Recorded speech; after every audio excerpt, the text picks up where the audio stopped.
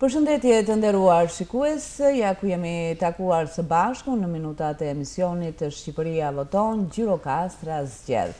Në këtë takim do të jemi për herë të dytë me drejtuesin politik të Partisë Demokratike për qarkun Gjirokastër, zotin Tritan Shehu.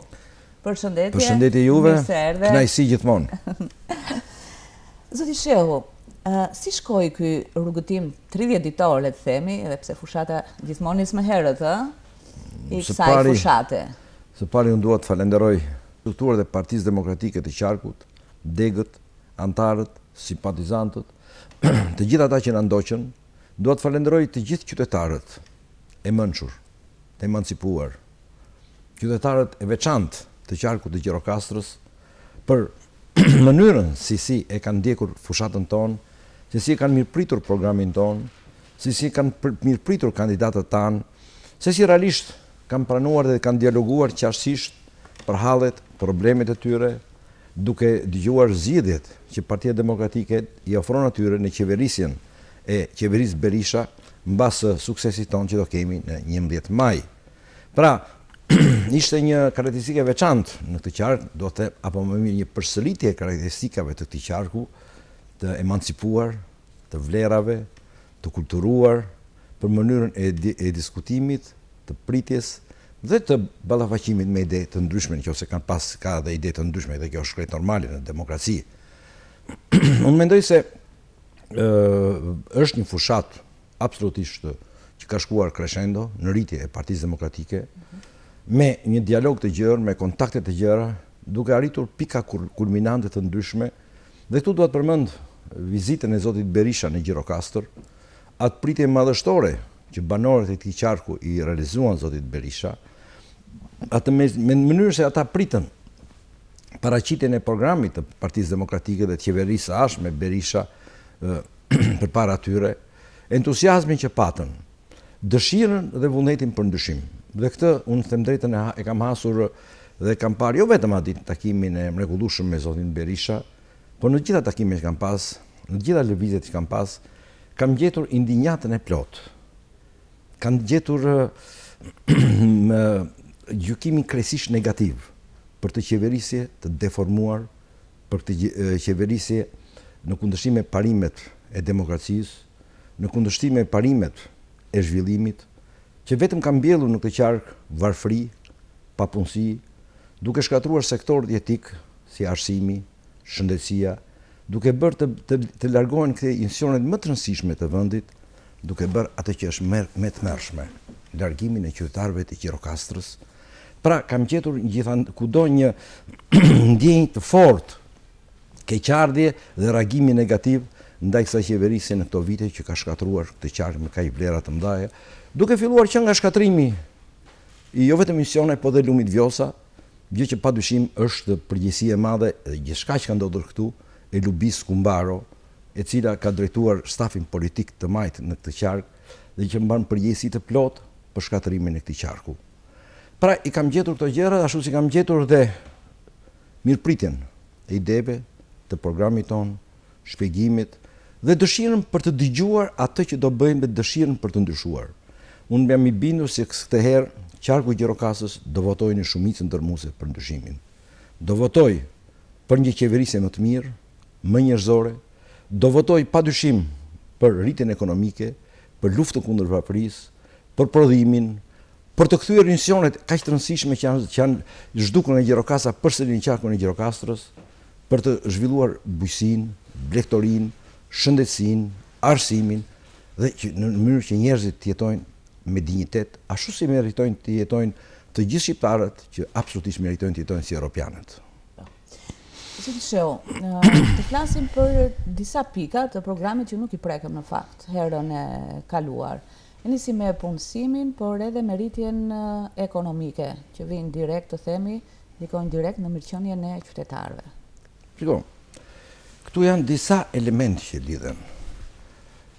Qarku i Gjirokastrës ka pas dhe ka akoma bazën kryesore të ekonomisë të prodhimit mbi blegtorinë dhe bujqësinë, kryesisht ndihmuese për blegtorinë. Të shoqëruar kjo me disa shërbime, me disa prodhime të produkteve që lidhen me këto degë të ekonomisë. Po të shikojmë si pasoj e politikave tërësisht, jo të gabuara, po anti-shqiptare, do thoja, të kësaj qeverie. Sot numri i krerëve ka rënë mbi 45% në qarkun e Gjirokastrës. Sot prodhimi elektoral ka rënë po kaq. Sot prodhimi bujqësor ka rënë po kaq. Sot problemi i madh që dhe për atë që prodhon është problemi i madh tregu për shkak të çmimeve. Sot kemi edhe në Gjirokastër një blegtori dhe një bujqësi të pasubvencionuar apo të subvencionuar përmes rrugëve korruptive apo rrugëve partijake, siç vepron Lubia Kumbaro apo siç veprojnë lubitë e tjera të vogla, Biza që janë këtu në qark të Lirindjes. Pra, kemi një situatë ku prodhimi i vendas është shkatruar. Dhe kjo është një fenomen në gjithë Shqipërinë realisht. Elementi jon kryesor në qeverisjen tonë është të forcojmë Made in Albania, të forcojmë prodhimin vendas. Prodhimin bujqësor, elektoral, përpunues, prodhimet e ndryshme që lidhen me këtë.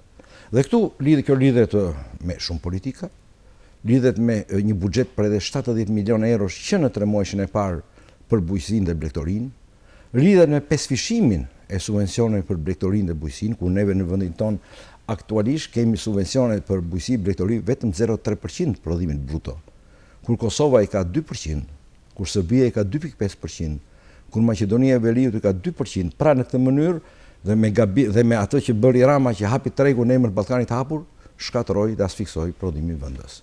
Këto do të rivendosen. Pra, elementi i parë do jetë rritja e prodhimit vendas, forcimi i prodhimit vendas. Dalja në 3 muajt e para, dalja është dalja nga varfëria e skajshme. Nuk do ketë për kraje sociale, nuk do ketë pension ndën 200 euro. Minimumi jetik është 200 euro. Pastaj pensionet do shtohen 20% çdo vit. Pikërisht për të dalë nga varfëria ekstreme. Sot njerëzit jetojnë në shumicë të madhe me 2-3, me ato para të vogla që i dërgojnë fëmijët e tyre apo njerëzit e tyre nga jashtë. Nuk do ketë. Do ketë baravlefshmëri të pensionet të fshatit dhe të qytetit. Do të ketë padyshim mbështetje të fortë sociale për shëndetësinë, për arsimin, për invalidët, të cilët sorollaten sot kudo për kempet dhe nuk arrin t'i marrin duke quar në Tiranë qëllimisht, edhe ata që kanë smundje të cilat janë të përjetshme.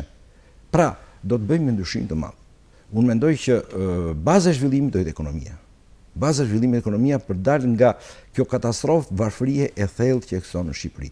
Por padyshim që ekonomia të zhvillohet, ka nevojë për një mjedis të zhvilluar, një mjedis që zhvillohet nga ana intelektuale, një mjedis që zhvillohet nga ana e përkrahjes sociale, nga ana e sistemit shëndetësor, të cilat unë në qarkun e Gjirokastës janë në një katastrofë të plotë. Ti shiko vetëm Universitetin e Gjirokastës, unë kam thënë edhe tjera, një margaritar i vërtet.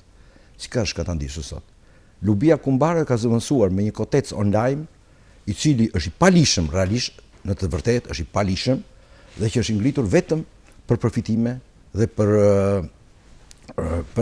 elemente të tilla nuk lidhen fare me interesin që mund të ketë qarku i Gjirokastës për një gjë të tillë. Ne do të zhvillojmë Universitetin e Gjirokastrës. Universiteti i Gjirokastës do kthehet në një qendër të madhe kulture, vlerash për gjithë qarkun. Ashtu si ka qenë.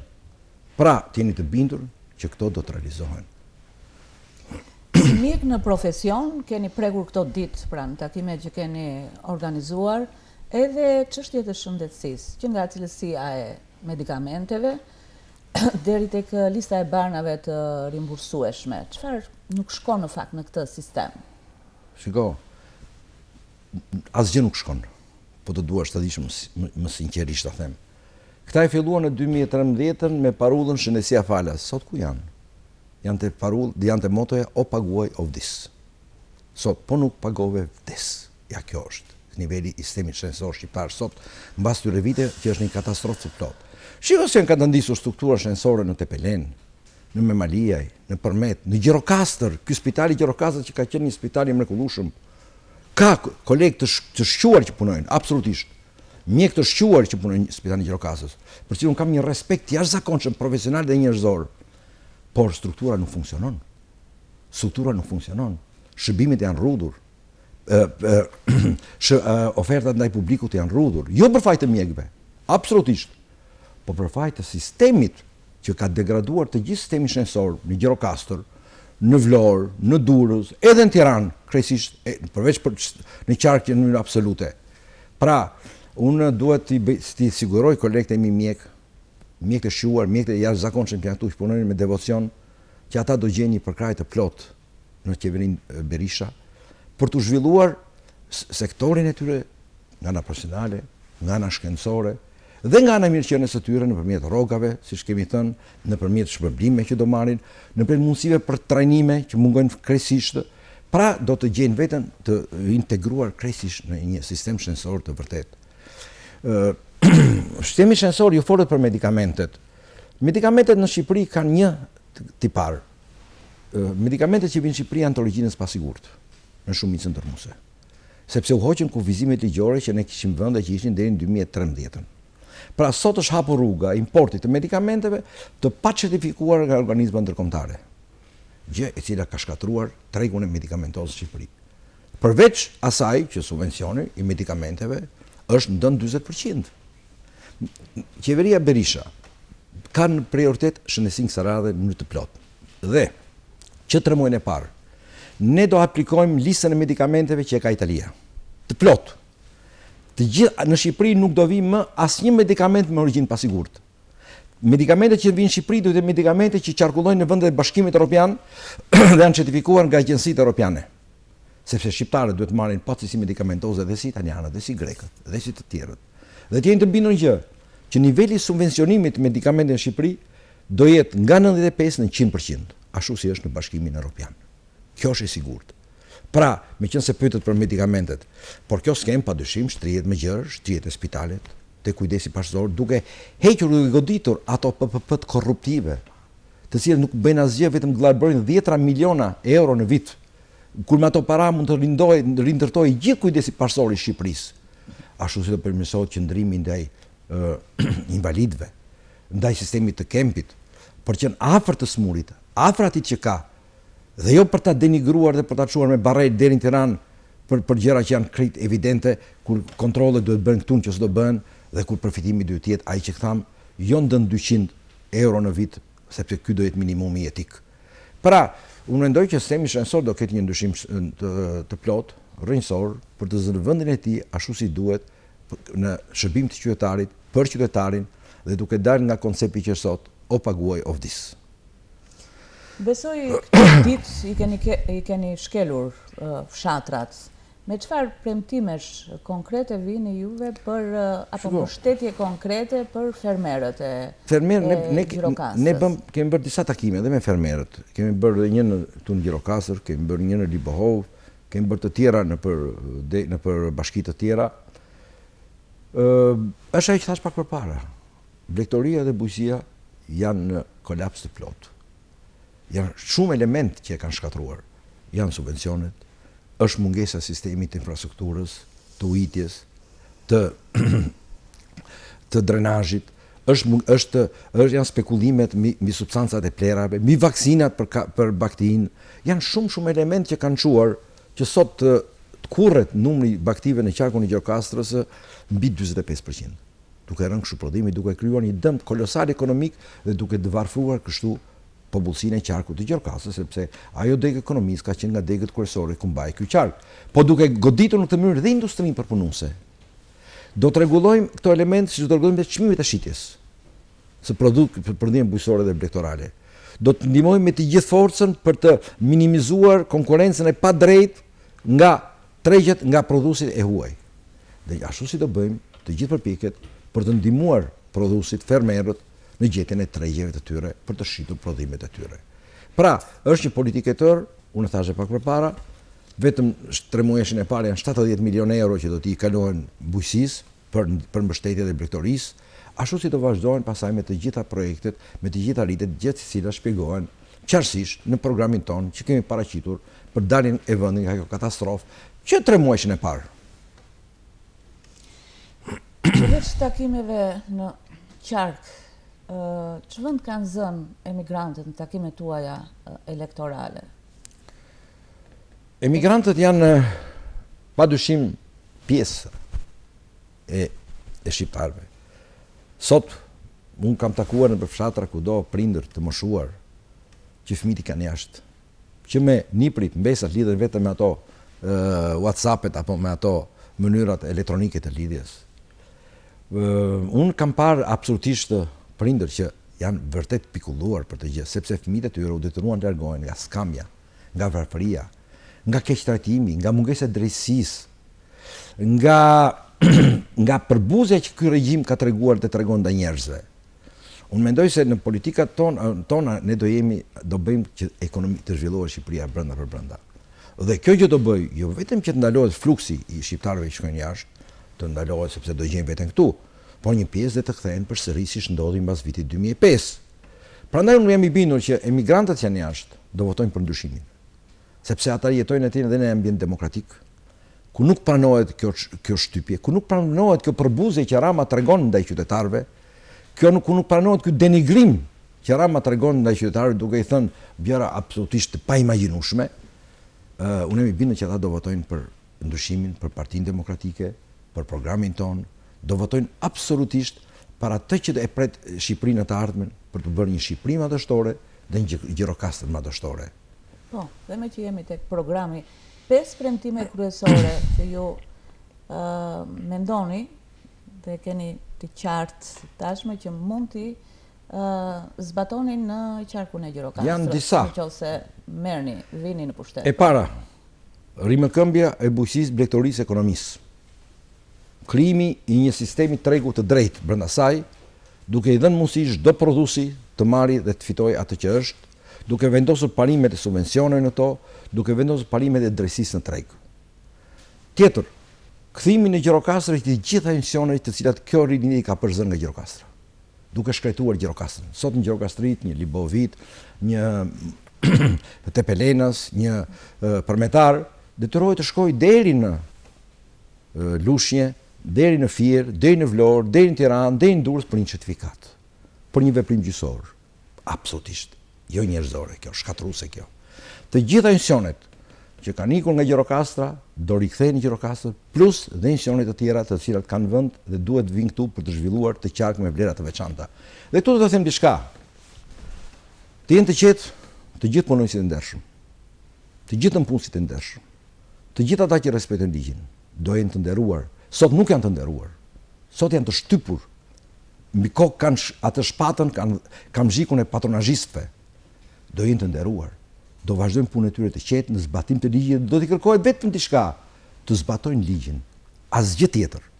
Ata do të vazhdojnë punën aty ku janë, bile shumë të tjerë do shtohen edhe me ardhen e misioneve, por diçka, zullumqtarët, ata të cilët kanë ushtruar përbuzje ndaj njerëzve, ndaj nënpunësve, ata të cilët realisht kanë shkelur ligjin, padyshim që do ballafaqohen me ligjin dhe me të drejtën në mënyrë krejt normale dhe krejt demokratike dhe krejt të drejtës. Dhe kjo është e sigurt që do ndodhi. Por të gjithë nënpunësit e tjerë, të gjithë punonjësit e tjerë, të gjithë ata të cilët punojnë me dëshmëri në zbatim të ligjit, do ta gjejnë veten 1 milion herë më mirë në administratën e re të qeverisë Berisha, e cila do të vendoset mbas datës 11. Tini të bindur që Gjirokastra në këtë mënyrë do marrë vlerat e saj. Unë thash pak përpara, arsimi në Gjirokastër do zhvillohet. Arsimtarët do kenë dinjitetin e tyre. Arsimtarët do t'i marrë njëri hajde përveshi t'i çojë te Sesi Çerçizi si pak ditë përpara me Ramën dhe me Kalamajt për të manifestuar në një miting mjeran atje të këtij kryeministri që e kishte mbushur me të tillë, kishte mbushur me punonjë shënësie të marrë hequr nga orari punës, si ishte ditë punë e shtuna, e kishte mbushur me njerëz se me autobusa, absolutisht kjo nuk do ndodhi më. Kjo s'ka për të ndodhur më. Rivendosja e dinjitetit njerëzor dhe qytetar, rivendosja e nënpunësit, administratës, mjekut, infermierët, fermerit, të gjithëve do jetë parsore në programin e politikës sonë. Ashtu si rivendosja e një sistemi drejtësie të vërtet, ku qytetarët ta gjenë vendin, që një sistem drejtësie të jetë afër tyre, jo më të shkojnë në mes të Shqipërisë apo shumë larg këtyre, për të gjetur të drejtën, gjë që largësia i mohon të kërkimin e të drejtës. Unë mendoj që do ketë një program të veçantë për rinin, shumë të veçantë për rinin, që rinja të shkollohet, që rinja të ketë mundësi të shkojnë në universitet, që të hiqen ato bariera artificiale që janë vendosur sot që pengojnë maturantët të vazhdojnë në universitetin. Pra, unë mendoj që në këtë mënyrë do të zhvillohet qarku i Gjirokastës. Janë shumë prioritete që kemi, që do të zhvillojmë që 3 muajin e parë të qeverisjes Berisha. Objektivi juaj në këtë garë, të gjithë hyjnë për të fituar, kuptohet, por si e shikoni ndarjen e mandateve? Unë jam i bindur që qarku i Gjirokastrës, popullsia e qarkut të Gjirokastës, me mençuri do të tregoj përbuzin ndaj këtij regjimi. Do mbështesi Partinë Demokratike, kandidatët e saj të shkëlqyer që janë të shkëlqyer të 4 kandidatët që kemi, absolutisht krahasoni me kandidatët e tjerë pak. Nuk janë cenata me ditën në ndarjen midis nesh. Pra, unë mendoj që vota do jetë për Partinë Demokratike në shumicën dërmuese, ashtu si do jetë në tërë Shqipërinë, dhe kjo tashmë duket qartësi nga zhvillimi i fushatës dhe nga shumë elementë të tjerë, për të rivendosur përsëri për të realizuar ndryshimin e madh që e pret edhe këtë qark me mbas datës 11 maj me ardhjen e qeverisë Berisha në qeverisje. Prandaj unë i bëj thirrje të gjithë banorëve të nderuar të qarkut të Gjirokastrës, të gjithë pa preshtim, të rinjve, të moshuarve, grave, burrave, emigrantëve që votojnë nga jashtë, emigrantëve që do vinë të votojnë, të dielën këtu, votoni për ndryshimin. Votoni Partinë Demokratike. Votoni kandidatët e Partisë Demokratike, se janë padyshim më të mirë nga të gjithë. Votoni se në këtë mënyrë votoni për familjet tuaja, për veten tuaj, për prindrit tuaja, për të ardhmen tuaj, për të pasur këtu një vend të sigurt në jetë, për të punuar dhe për të zhvilluar dhe për të jetuar në mirëqenie absolutisht dhe për të qenë padyshim qytetar me dinjitet dhe të nderuar. Faleminderit.